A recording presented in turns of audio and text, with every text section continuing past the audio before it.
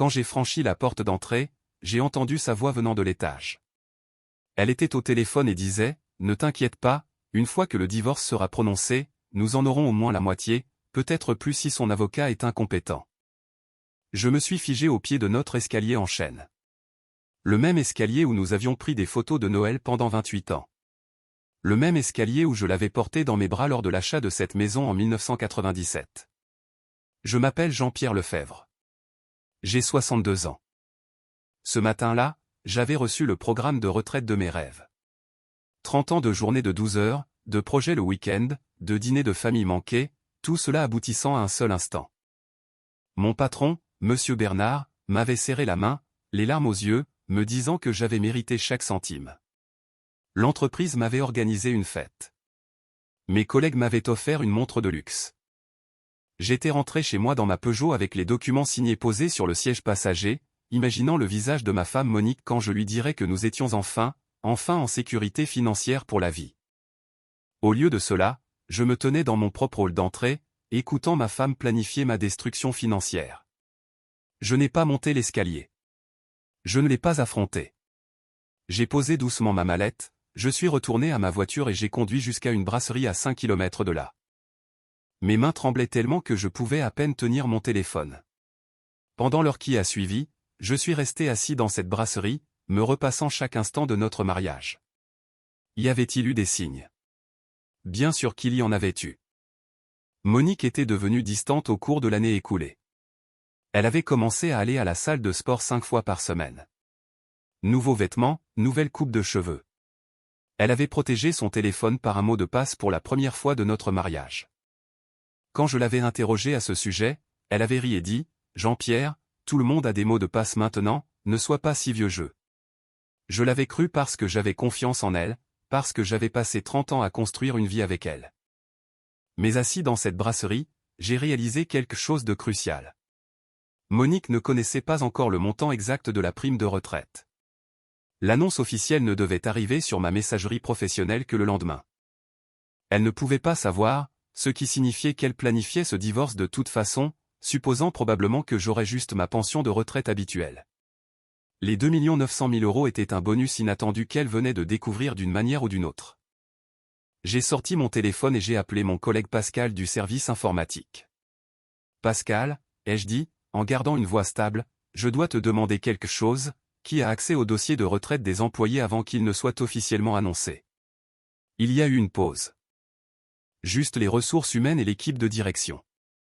Pourquoi, peux-tu vérifier si quelqu'un a accédé à mon dossier au cours des dernières 24 heures? Une autre pause. Jean-Pierre, je pourrais avoir des ennuis pour ça. Pascal, je t'en prie, c'est important. 10 minutes plus tard, Pascal m'a rappelé. Ton dossier a été consulté hier à 14h15 par Sandrine Morel des ressources humaines. Mais Jean-Pierre, il y a autre chose, le fichier a été transféré à une adresse électronique externe. Peux-tu voir l'adresse? C'est Frédéric Vallet chez Vallet Conseil. Frédéric Vallet Conseil financier. J'ai fait une recherche sur Internet immédiatement dans la brasserie. Le site web montrait la photo professionnelle d'un homme au début de la quarantaine. Beau, en forme, souriant. Les services comprenaient la planification de la retraite, le divorce, le conseil financier et la protection des actifs. Je me suis adossé à ma chaise. C'était donc à lui qu'elle parlait. Pas seulement un conseiller financier, mais un conseiller financier spécialisé dans les divorces. Et quelqu'un aux ressources humaines, Sandrine Morel, lui avait-il également transmis mes informations confidentielles. Sandrine Morel. Je connaissais Sandrine. Elle travaillait chez Lyon Ingénierie depuis 5 ans. Elle n'avait jamais semblé particulièrement amie avec Monique. Mais d'un autre côté, je n'avais jamais prêté attention. J'avais été trop occupé à travailler. Je suis rentré 3 heures plus tard. Monique était dans la cuisine en train de préparer le dîner comme si de rien n'était. Elle a souri en me voyant. « Tu es rentré tard » a-t-elle dit, « comment s'est passée ta journée ?» Je l'ai regardée. Je l'ai vraiment regardée. Cette femme que j'avais aimée pendant 28 ans, la mère de mes enfants, la personne autour de laquelle j'avais construit toute ma vie d'adulte. C'était bien, ai-je dit, je terminais juste quelques derniers dossiers. Je ne lui ai pas parlé de la prime de retraite. Je ne lui ai rien dit. Je suis monté à l'étage, j'ai changé mes vêtements et je suis redescendu pour le dîner. Nous avons mangé un gratin dauphinois. Nous avons regardé la télévision. Nous sommes allés nous coucher. Et pendant tout ce temps, mon esprit tournait autour d'une seule pensée. J'avais besoin d'un plan. Le lendemain matin, je me suis réveillé à 6 heures. Monique dormait encore. J'ai conduit jusqu'à un cabinet d'avocats dans une ville voisine, à 40 minutes de quiconque pourrait nous connaître. Le nom de l'avocate était Maître Sophie Durand. Je l'avais trouvée en ligne. Elle était spécialisée dans les divorces à enjeux financiers élevés. Sophie était une femme d'une 50aine d'années avec un regard perçant et un tailleur impeccable. Je lui ai tout raconté. La prime de retraite, la conversation téléphonique que j'avais surprise, l'email transféré des ressources humaines. Elle s'est appuyée contre son dossier de chaise. Monsieur Lefebvre, je vais être très direct avec vous, votre femme prévoit de divorcer et de prendre la moitié de votre prime de retraite, peut-être plus si elle peut prouver qu'elle a contribué au succès de votre carrière, ce qu'elle pourra probablement faire après 28 ans de mariage. Cependant, nous avons plusieurs avantages significatifs. Premièrement, elle ne sait pas que vous savez. Deuxièmement, l'employé des ressources humaines qui a transmis vos informations a commis une faute grave et un délit au regard de la protection des données privées. Troisièmement, si nous pouvons prouver que votre femme a une liaison avec ce conseiller financier, cela pèsera lourdement dans le dossier, car le droit français prend toujours en compte la loyauté entre époux. Et quatrièmement, vous n'avez pas encore officiellement reçu l'argent. Les documents sont signés, mais le virement effectif ne se produit que dans 30 jours selon la politique de votre entreprise. Alors, que dois-je faire? Sophie a souri. Ce n'était pas un sourire chaleureux. C'était le sourire de quelqu'un qui avait gagné de nombreuses batailles. Vous jouez le jeu. Vous agissez normalement. Vous rassemblez des preuves et dans 30 jours, nous nous assurons que cette prime de retraite est protégée de manière à ce qu'elle ne puisse pas y toucher. J'ai quitté son bureau avec une liste d'instructions. Tout documenté. Enregistrer les conversations là où c'est légal. Engager un détective privé. Ne pas déplacer d'argent pour l'instant. Ne pas changer de mot de passe. Ne pas lui laisser savoir que vous soupçonnez quoi que ce soit. Pendant la semaine qui a suivi, j'ai joué le rôle du mari ignorant. Je suis allé à mes déjeuners d'adieu avec mes collègues. J'ai vidé mon bureau. J'ai ramené mes plantes et mes récompenses d'ingénierie. Monique m'a aidé à installer un bureau à domicile. Elle était attentionnée, aimante. Elle m'interrogeait sur mes projets de retraite. Je pensais que nous pourrions enfin faire ce voyage en Italie, a-t-elle dit un soir autour d'un verre de vin, tu as toujours voulu voir Rome. Cela semble merveilleux, ai-je répondu, nous devrions commencer à planifier. Elle m'a serré la main. Je suis tellement fier de toi, Jean-Pierre. 30 ans. Tu as travaillé si dur. J'ai serré sa main en retour. Nous avons construit cette vie ensemble. Les mensonges avaient un goût de cendre dans ma bouche. Entre-temps, j'ai engagé un détective privé nommé Marc Leroy. Marc était un ancien policier, la cinquantaine, professionnel et discret. Je lui ai donné les informations sur Frédéric Vallet. Je lui ai donné l'emploi du temps de Monique. J'ai autorisé toutes les dépenses nécessaires. Marc m'a appelé 4 jours plus tard. Monsieur Lefebvre, j'ai ce qu'il vous faut, pouvez-vous venir à mon bureau? J'y suis allé immédiatement. Marc avait un dossier qui m'attendait. À l'intérieur se trouvaient des photographies. Monique et Frédéric Vallet déjeunant dans un restaurant à Annecy, à plus de 100 km de notre maison. Monique et Frédéric Vallet entrant dans un hôtel. Des horodatages, des dates. La liaison durait depuis 7 mois. Il y a plus, a dit Marc, j'ai fait des recherches sur Vallet. Il se spécialise dans l'aide aux épouses pour maximiser les règlements de divorce. Son site indique qu'il propose une analyse des actifs avant le divorce. Ce que cela signifie réellement, c'est qu'il aide à identifier et à planifier la manière d'extraire la valeur maximale d'un mariage avant de demander le divorce. Il a été impliqué dans au moins 12 divorces au cours des 3 dernières années. Dans 10 d'entre eux, ses clientes sont reparties avec nettement plus de 50%. Comment? Grâce à diverses tactiques comme la dissimulation d'actifs avant la demande ou un calendrier stratégique. Dans 2 cas, il y a des preuves qu'il a coaché les épouses pour créer des pistes suggérant des abus financiers ou un contrôle par le mari. Il est intelligent. Il est prudent, mais il est aussi cupide. Il prend un pourcentage du règlement comme honoraire. J'ai regardé les photographies. Monique souriant à cet homme.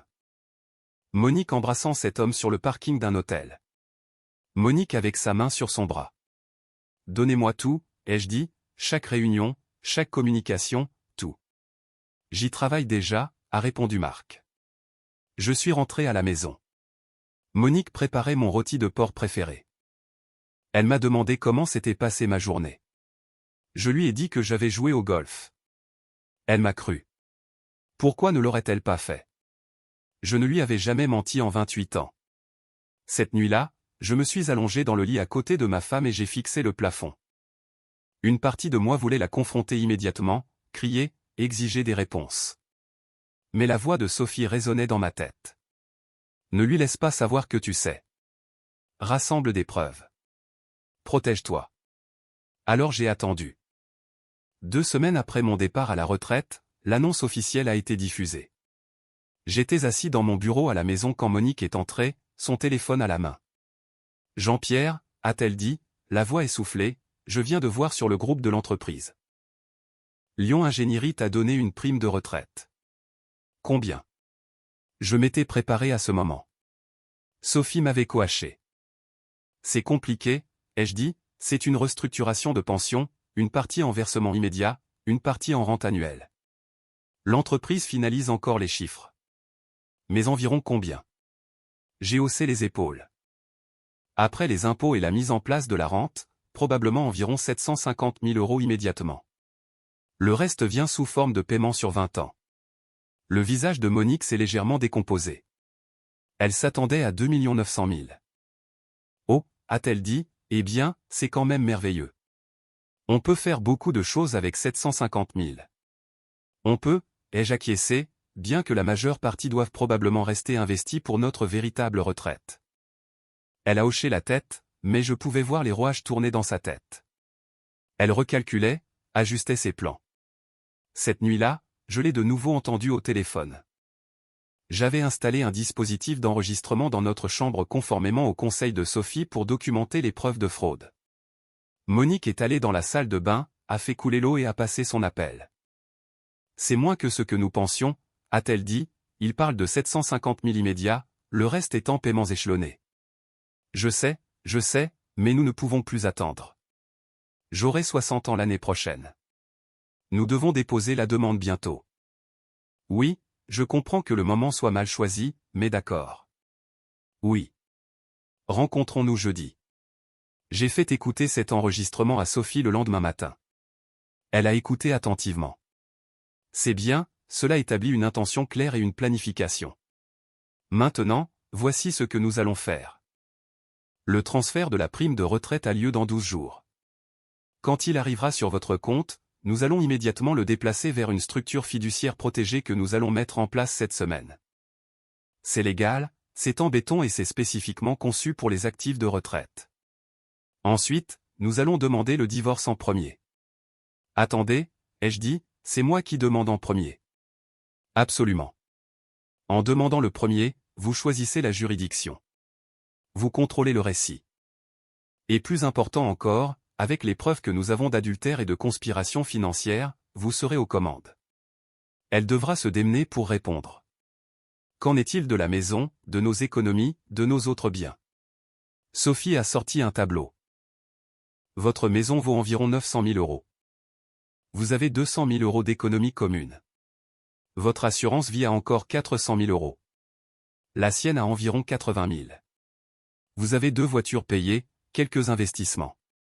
Dans un divorce normal, elle aurait droit à environ la moitié des biens matrimoniaux.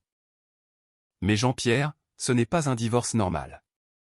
Elle a commis un adultère. Elle a conspiré pour vous escroquer avec son amant et elle prévoit déjà de cacher des actifs. Nous allons demander une répartition de 60-40 en votre faveur et je crois que nous l'obtiendrons. Et la prime de retraite est votre bien propre si nous la structurons correctement. C'est une compensation pour votre travail gagné par vous seul.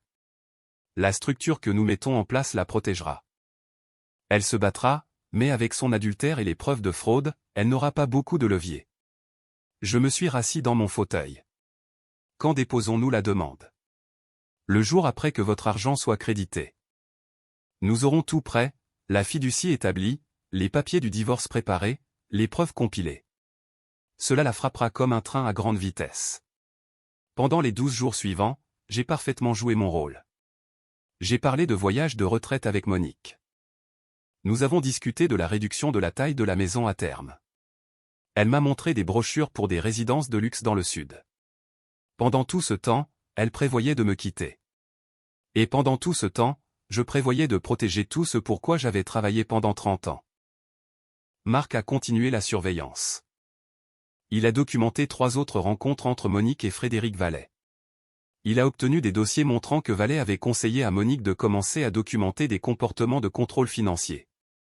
Il y avait des notes disant que je prenais toutes les décisions financières et que je la laissais dans l'ignorance au sujet de l'argent. Rien de tout cela n'était vrai. Monique avait un accès complet à tous nos comptes. Elle n'avait simplement jamais été intéressée par leur gestion. Mais Vallet la coachait pour monter un dossier d'abus financier. Cela me faisait bouillir le sang. Au 12e jour, la prime de retraite est arrivée sur mon compte à la banque. 2 900 000 €. Je l'ai vu apparaître sur mon téléphone à 9h15. À 10h30, Sophie l'avait transféré dans la structure de protection. À 11h, le fonds était verrouillé et protégé par la loi. À 14h le même jour, Monique a reçu les papiers du divorce à notre domicile. Je n'étais pas là. Sophie m'avait conseillé de rester dans un hôtel ce jour-là. Un huissier a remis les papiers. Il a enregistré la réaction de Monique. Elle était sous le choc, complètement prise au dépourvu. Elle a immédiatement appelé Frédéric Vallet. Puis elle a appelé un avocat. À 17h, son avocat avait appelé Sophie. Sophie m'a fait écouter le message vocal. L'avocat semblait confus et en colère. Il voulait des explications sur la prime de retraite. Il voulait négocier. Sophie a rappelé le lendemain matin. J'étais dans son bureau. Elle a mis l'appel sur haut-parleur. Mon client est prêt à discuter d'un accord, a dit Sophie calmement. Cependant, je dois vous informer que nous disposons d'une documentation complète sur l'adultère de Madame Lefebvre avec Monsieur Frédéric Vallet, y compris des photographies. Des registres d'hôtels et des conversations enregistrées discutant des plans pour maximiser son règlement de divorce par des allégations frauduleuses d'abus financiers. Il y a eu un silence à l'autre bout du fil. De plus, a continué Sophie, nous avons la preuve que Madame Lefebvre a obtenu des informations confidentielles sur la prime de retraite de Monsieur Lefebvre par des moyens illégaux. Une employée des ressources humaines de Lyon Ingénierie a transmis des documents privés à Monsieur Vallet. Nous sommes prêts à engager des poursuites pénales contre Monsieur Vallet et l'employé des ressources humaines si nécessaire. Encore du silence. Maintenant, a dit Sophie, sa voix toujours parfaitement calme, voici ce que nous proposons. Madame Lefebvre reçoit 40% des biens matrimoniaux, à l'exclusion de la prime de retraite. Cela comprend 40% de la valeur de la maison, 40% des économies communes, sa propre assurance vie et un véhicule. La prime de retraite reste le bien propre de Monsieur Lefebvre dans son fonds protégé. En échange, nous n'engagerons pas de poursuites pénales et nous ne divulguerons pas publiquement les détails de sa liaison et de sa conspiration. L'avocat s'est raclé la gorge. Je dois en discuter avec ma cliente. Vous avez 48 heures, a dit Sophie avant de raccrocher. Je l'ai regardée. Est-ce qu'elle va accepter? Elle n'a pas le choix. Si cela va au tribunal, elle n'aura rien de la prime de retraite de toute façon, probablement moins de 40% des autres biens à cause de l'adultère, et elle risque des poursuites pénales pour conspiration. C'est un cadeau que nous lui faisons. 46 heures plus tard, l'avocat de Monique a rappelé. Ils acceptaient l'accord.